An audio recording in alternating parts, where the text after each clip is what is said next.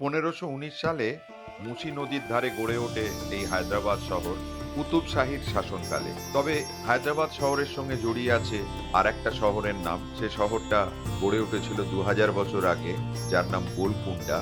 আর এই গোলকুন্ডার একসময় খুব বিখ্যাত ছিল, তবে এখানে জলের অভাব থাকার জন্য পরে এই শহরটা ট্রান্সফার হয়ে হায়দ্রাবাদে চলে আসে 1518 সালে। তখন কুতুব শাহীর ডাইনাস্টি শুরু হয়ে গেছে। তারপর মুঘলরা আসেন, আর মুঘলদের হাত ধরে এখানকার ক্ষমতায় আসেন হায়দ্রাবাদের নিজামরা। তারপর এই সুলতানদের হাত থেকে 1948 সালে হায়দ্রাবাদ ভারতের শাসনে আসে আর অন্ধ্রপ্রদেশের সঙ্গে যুক্ত হয়। হায়দ্রাবাদ একসময় অন্ধ্রের রাজধানী হিসেবে পরিচিত ছিল। তারপর আবার 2014 সালে রিঅর্গানাইজেশন অ্যাক্ট অনুযায়ী তেলেঙ্গানার সঙ্গে অন্তর্ভুক্ত হয় রাজধানী হিসাবে। তাহলে বুঝতে পারছেন এই দীর্ঘ ইতিহাস বেশ গৌরবের, আর এটা সমৃদ্ধ করেছে হায়দ্রাবাদকে। তাই পর্যটকদের কাছে এই শহর খুব আকর্ষণীয়। এর monument, museum, art and cafe, মুক্তোর বাজার। তবে এখন এটা ভারতবর্ষে পরিচিত টেক হাব হিসেবে, এটাকে এখন সাইবারাবাদও বলা হয়। হায়দ্রাবাদ যে জন্য পর্যটকদের কাছে খুব বিখ্যাত, সেটা হচ্ছে হায়দ্রাবাদি খানার জন্য। এখানকার বিরিয়ানি, এখানকার কারি, এখানকার হালিম, এসবই পর্যটকদের খুবই প্রিয়। এসে গেছি হায়দ্রাবাদ এয়ারপোর্ট। আমি এসেছি কোচি থেকে, আপনাদের আর একটা পর্ব হায়দ্রাবাদ দেখাবো বলে। তো এবারে আমি একা নই, সঙ্গে আমার এক কলিগও এসে গেছে, সম্রাট। ও লাগেজ নিচ্ছে, ও এসছে আলাদা ফ্লাইটে, আমিও এসছি আলাদা ফ্লাইটে। আপনারা জানেন যে হায়দ্রাবাদ একটা গুরুত্বপূর্ণ শহর। তো এসে গেছে আমার কলিগ সম্রাট। সম্রাট, সে হ্যালো। হ্যালো। কিরম, ঠিক আছে সব? খেয়েছো কিছু? প্রথমেই যে কাজটা, একটা উবের ধরতে হবে, ধরে চলে যাব হোটেলে। হোটেলে আমাদের অবশ্য ট্রেন স্টেশনের কাছে, তার কারণ আমাকে আবার ট্রেনও ধরতে হবে। তো সেই জন্য ট্রেন স্টেশনের কাছাকাছি নিয়েছি। একদম মডার্ন এয়ারপোর্ট, সব কিছুই পাবেন এখানে, ট্রাভেল ডেস্কও আছে, সব কিছুই আছে। এসে গেছি, উবের নয়, মেরু। উবের ধরতে গেলে একটু দূরে যেতে হতো আমাকে। ভারী সুন্দর রাস্তা, একটু দূরে, প্রায় স্টেশন এখান থেকে প্রায় 35 কিলোমিটার দূরে, কিন্তু রাস্তা ভারী সুন্দর। পুরো জায়গাটা গ্রিন একদম এয়ারপোর্টের পর থেকে। এসে গেছি গোলকুন্ডা ফোর্ট, যেটা হায়দ্রাবাদ থেকে 11 কিলোমিটার দূরে। সামনে টিকিট কাউন্টার, ইন্ডিয়ান 25 টাকা, ফরেনার 300 টাকা। ये जो फोर्ट है হ্যাঁ, 1143 का है। 1143 1143 में फर्स्ट किंग हिंदू राजा अच्छा, के काकतिया का यहाँ था, जो मिट्टी का फोर्ट बनाया गया, फर्स्ट नेम गोलकुंडा। गोलाकोंडा। उसके बाद 1600 में आप लोग सेकंड 30th सेंचुरी में बहामनी मोहम्मद शाहदिल था तुर्की से, तुर्की से आ गया, उसका नेम चेंज कर दिया मोहम्मद नगर। मोहम्मद नगर। 15th सेंचुरी में कुतुब शाही ईरानी, ये वाह। जितना भी हैदराबाद सिटी बनाया गया ईरानी लोग बनाए। अच्छा, ये जितना भी आर्किटेक्ट इंजीनियर है हमारे हिंदुस्तान का, इसलिए ईरानी खाना बहुत मिलता है यहाँ पर। आर्किटेक्चर ईरानी खाना बहुत इसको मिलता है। बर्बाद करने वाले मुगल डायनेस्टी और okay, thank you very much. आपका नाम sir? Yunus. Yunus. Thank you Yunus ভাই, thank you for your information. তো আমাকে বলতে হলো না, ইউনুস ভাই নিজেই এগিয়ে এসে বলে দিলেন। দক্ষিণ ভারতের ইতিহাস আর স্থাপত্যের সঙ্গে জড়িয়ে আছে এই ফোর্ট। তবে গোলকুন্ডার ইতিহাস 2000 বছরের পুরনো। একসময় এটা ছিল হীরের শহর, আর এই হীরের খোঁজে এখানে এসেছিলেন সিনবাদের নাবিকরা, মার্কো পোলো, আরও অনেকে। রাজকীয় ক্ষমতার প্রতীক ছিল এই শহর। তবে এই ফোর্ট তৈরি হয় 11 শতকে। আর কাদা, প্রচুর গাইড আছে, হিস্ট্রি পুরো জানতে পেরে যাবে।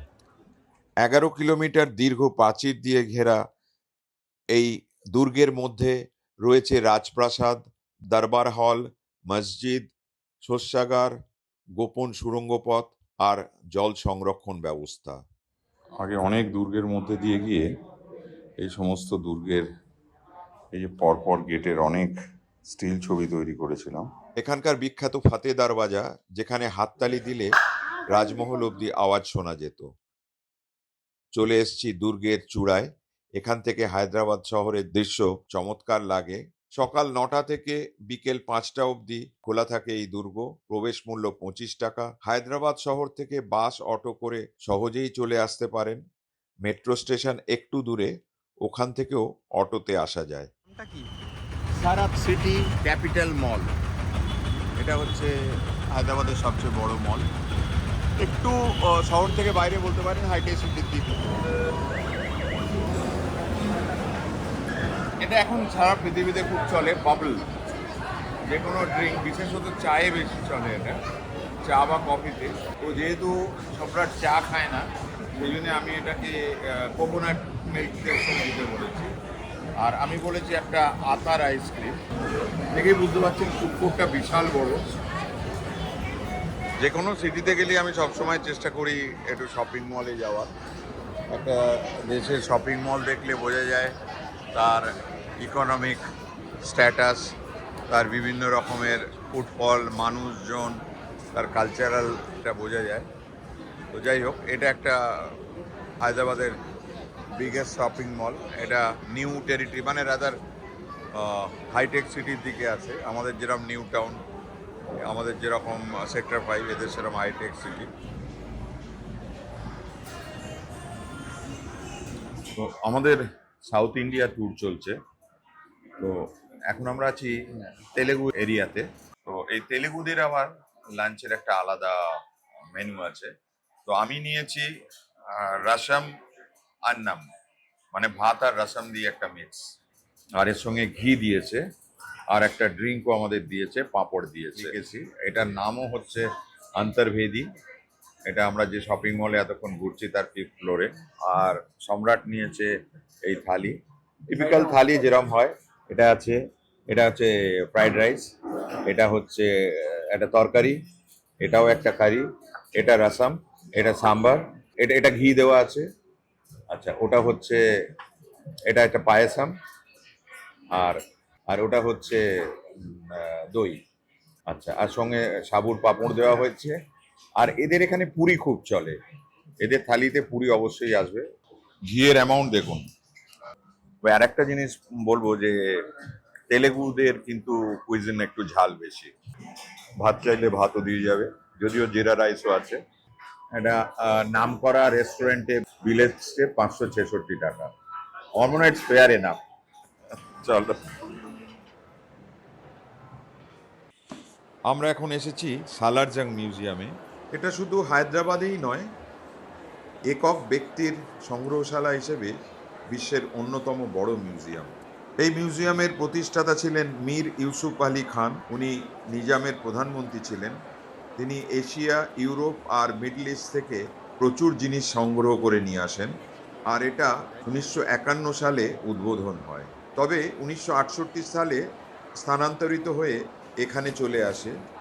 প্রায় 40,000 এক্সিবিট রয়েছে, আর রয়েছে প্রচুর পাণ্ডুলিপি এবং বই, ইউরোপের ভাস্কর্য, মোগলদের অস্ত্র এবং বিভিন্ন রকমের পোশাক আশাক, রাজস্থানী চিত্রকলা, ফার্সি, আরবি, এই সমস্ত ভাষায় বই, পাণ্ডুলিপি আর ক্যালিগ্রাফির বিশাল সংগ্রহ। তবে যেটা দেখতে এখানে সবাই ভিড় করেন সেটা হচ্ছে একটা অটোমেটিক মিউজিক্যাল ক্লক।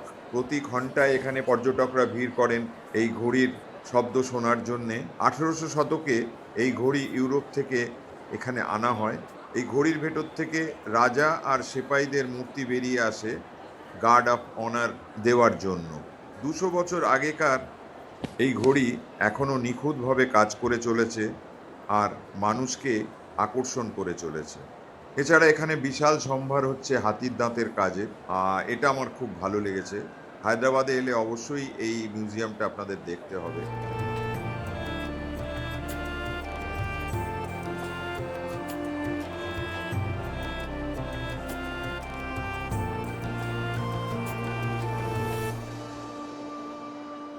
প্রত্যেক শহরের একটা আইকনিক জায়গা থাকে, আর হায়দ্রাবাদের আইকনিক জায়গা হলো চারমিনার। এই 4টে মিনার যেন ইতিহাস, স্থাপত্য, ধর্ম আর ব্যবসা বাণিজ্যের প্রতীক। আর একে ঘিরে রয়েছে এক বিশাল জনপ্লাবন, যেটা এখানে এলেই টের পাবেন এই চারমিনার হায়দ্রাবাদের কতটা আকর্ষণীয় জায়গা। এটা ইন্দো ইসলামিক স্থাপত্য শিল্পে তৈরি, উচ্চতা প্রায় 56 মিটার। প্রতিটি মিনারের উচ্চতা 48 থেকে 50 মিটার। গ্রানাইট, চুনাপাথর আর মার্বেল দিয়ে তৈরি করা হয় এই চারমিনার। ভেতরে সিঁড়ি দিয়ে উঠে যাওয়া যায় গ্যালারিতে। ভারী সুন্দর কাজ এই গ্যালারির। একটা ছোট্ট মসজিদও আছে। আর এর ওপর থেকে দারুণ ভালো একটা ভিউ পাওয়া যায়। সব মিলিয়ে চারমিনার শুধু একটা স্মৃতিস্তম্ভ নয়, এটা হায়দ্রাবাদের সাংস্কৃতিক আর সামাজিক জীবনের একটা অঙ্গ। সকাল থেকে রাত পর্যন্ত মানুষ এখানে আনাগোনা করেন, খাওয়া দাওয়া কেনাকাটা সব কিছুই চলতে থাকে। আর এখানে এলে আপনাকে রঙিন চুড়ি, পার্ল জুয়েলারি, ব্রাইডাল অ্যাক্সেসরিজ, আতর এবং বিভিন্ন রকমের ঐতিহ্যবাহী পোশাক না কিনে যেতে পারবেন না। এর ঠিক পাশেই রয়েছে হায়দ্রাবাদের সবচেয়ে প্রাচীন আর বৃহত্তম মসজিদ, মক্কা মসজিদ। সৌদি আরব থেকে আনা হয়েছে ইট, আর এই ইট দিয়ে শুরু হয় এর নির্মাণ কার্য 1614 সালে। এই জন্যে এর নাম হয়েছে মক্কা মসজিদ। মসজিদের স্থাপত্যর মধ্যে মুন্সিয়ানা আছে। গ্রানাইট পাথরের তৈরি খিলান আর স্তম্ভগুলো দর্শনার্থীদের মুগ্ধ করে। ছাদে অনেক গম্বুজও রয়েছে। এখানে একসঙ্গে 10 থেকে 15,000 লোক নামাজ পড়তে পারে। তবে এই মসজিদের শান্ত পরিবেশ আপনাকে মুগ্ধ করবে। চারমিনারের খুব কাছেই আছে চৌমহল্লা প্যালেস। এটা নিজাম শাসকদের সবচেয়ে রাজকীয় আর ঐতিহাসিক প্রাসাদ। চৌ মানে 4 আর মহল্লা মানে হলো প্রাঙ্গণ। 4টে প্রাসাদের প্রাঙ্গণ নিয়ে 1750 সালে শুরু হয় এই প্রাসাদের কাজ। তারপর ধাপে ধাপে সম্পূর্ণ হয় 1880 সাল নাগাদ। রাজকার্য ছাড়াও এখানে রাজকীয় অনুষ্ঠান এবং বিদেশিদের আতিথেয়তার জন্য ব্যবহার করা হতো। প্রাসাদের মূল আকর্ষণ দরবার হল আর তার সাজসজ্জা। বেলজিয়াম থেকে আনা ঝাড়বাতি, ইটালি থেকে আনা মার্বেল দিয়ে মোড়া এই হল ইরান, মুঘল আর ইউরোপের ধাঁচে আর সূক্ষ্ম নকশার কাজে তৈরি হয় এই মহল। মিউজিয়াম গ্যালারিতে নিজামদের ব্যবহৃত পোশাক, অস্ত্র, গাড়ি ছাড়াও প্রচুর ছবি এবং পাণ্ডুলিপি আছে। 100 টাকার টিকিটে সকাল 10টা থেকে বিকেল 5টা অবধি প্রবেশ করা যায়। তবে এই প্রাসাদ দেখতে ঘণ্টাখানেক সময় লাগে। এটা খুব ভালো খাবার, হালিম। এটা রমজানের সময় বেশি ইউজ হয়। এটা ডাল আর চালের, এটা একটা খিচুড়ি বলতে পারেন। इसमें आपका मटन जाता है या मटन? Okay okay okay. এটা सूप, ये आपका पाया का सूप है ना? मटन है, ये मटन है। और मटन का जो गर्दन है। চারিদিকে লোক, আর দেখি এখানে ঢোকা যায় কিনা। লস্যি আর ফালুদাও আছে। Good evening sir, whether I have to register my name? कितने जने आपको? 2 आदमी है, थोड़ा खाना भी खाएंगे, थोड़ा वीडियो भी उठाएंगे। What is the best dish and most popular dish here? Specially mutton biryani, mutton biryani chicken दम बिरयानी और पाया है, मटन मराग है। অর্ডার করলাম এদের মাটন বিরিয়ানি আর একটা মাটন মারাড, যেটা বলছে ওরা এখানকার সবচেয়ে সুন্দর। ওটা অনলি শনিবার রবিবারই হয়, অন্যদিন হয় না। তো আমরা যেহেতু রবিবার এসছি, অতএব ওটা নিতেই হবে আমাকে। একটা কথা বলি মেনু সম্বন্ধে, এটা বাঁশবনে ডোমকানা, মানে এত রকমের জিনিসের মেনু আছে, কোনটা কিরম খেতে সেটা আমরা বুঝতে পারবো না। সেই জন্য আমাদের ওদের কাছ থেকে সাজেশন, আমি সবসময় এসে এদের কাছ থেকে সাজেশন নিই। এ দেখুন লম্বা লিস্ট, আপনি কি কোনটা বাজবেন আর কোনটা বাজবেন না। মাটন মারাক, ওকে ওকে। काजू वगैरह, काजू दूध अच्छा। से बनता है। अच्छा, और अच्छा। स्पाइसेस मसाला आता है इसमें।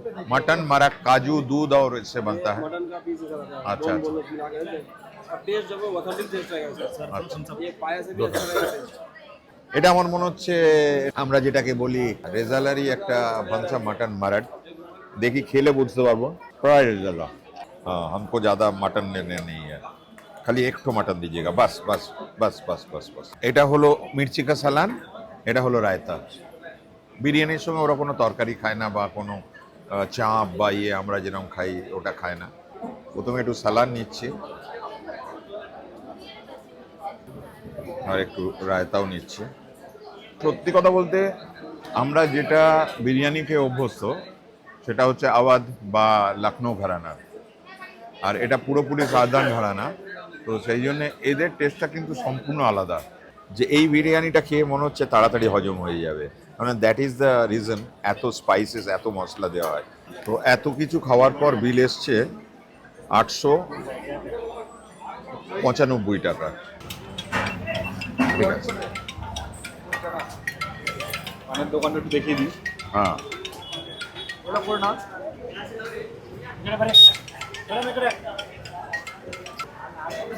कितना भैया कितना?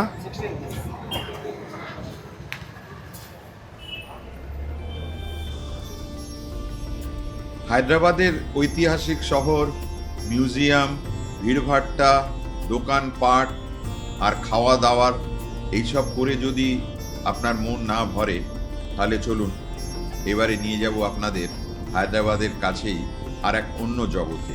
বাস্তব, কল্পনা, বিনোদন আর প্রযুক্তি দিয়ে গড়ে ওঠা এই সিনেমার জগৎ, এটা একটা বিশাল জায়গা নিয়ে তৈরি। প্রায় 2000 একর জমিতে তৈরি হয়েছে রামোজি ফিল্ম সিটি। আর আজকে ব্রেকফাস্ট করে বেরিয়ে পড়েছি এই রামোজি ফিল্ম সিটি দেখার জন্য।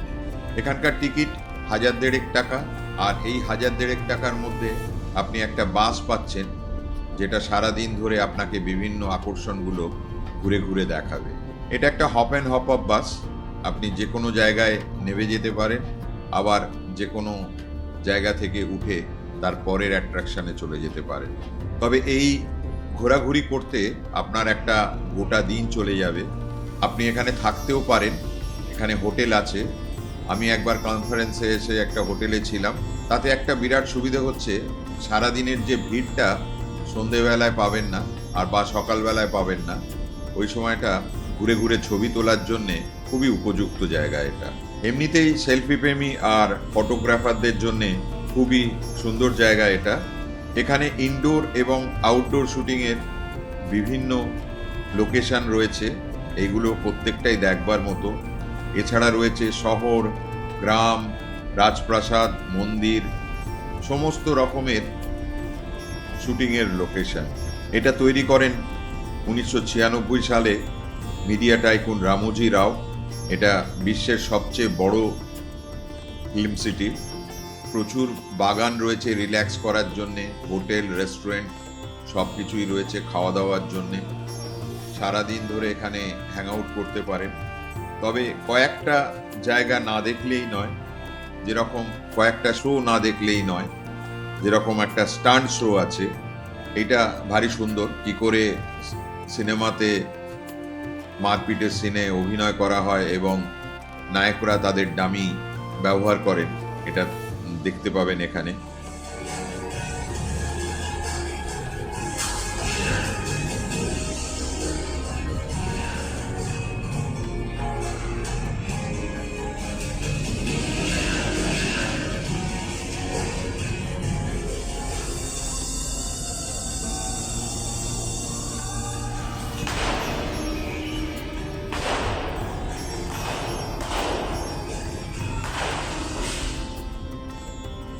তাছাড়া এখানে কয়েকটা ফিল্মের সেটও সাজানো রয়েছে। সবচেয়ে জনপ্রিয় ফিল্ম বাহুবলীর পুরো সেট এখানে দেখতে পাবেন। আর সেই সমস্ত বিখ্যাত সিনগুলোকে আপনাকে স্মরণ করিয়ে দেওয়া হবে। তার ছবি তুলতে তুলতে আপনি খুঁজে পাবেন সেই সিনেমাকে। একটা ট্রেন স্টেশনও আছে,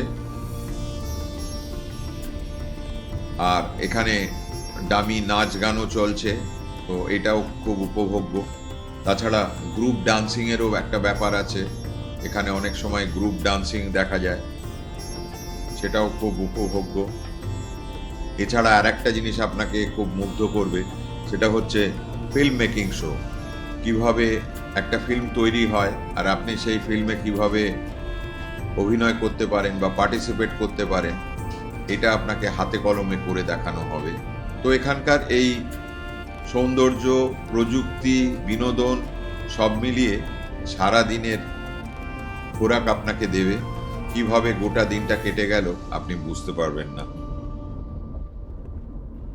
আমাদের যেরকম কেশি দাস, চিত্তরঞ্জন, এদের সেমনি কোল্লা রেড্ডি। চলুন, বেশিরভাগই তীর, মাওয়া এসবের জিনিস টেস্ট।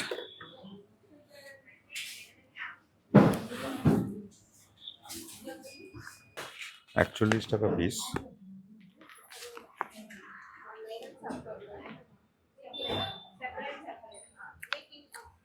গুড।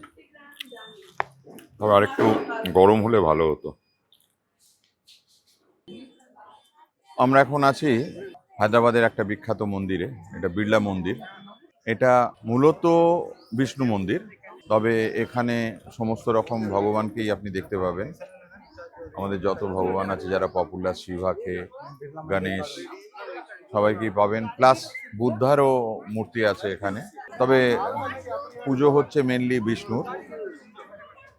1933 সাল, প্রায় 90 বছর আগে এটা তৈরি শুরু হয়েছিল, আর 1939 সালে এটা শেষ হয়। তারপর থেকে এটা খুবই পপুলার মন্দির এখানে।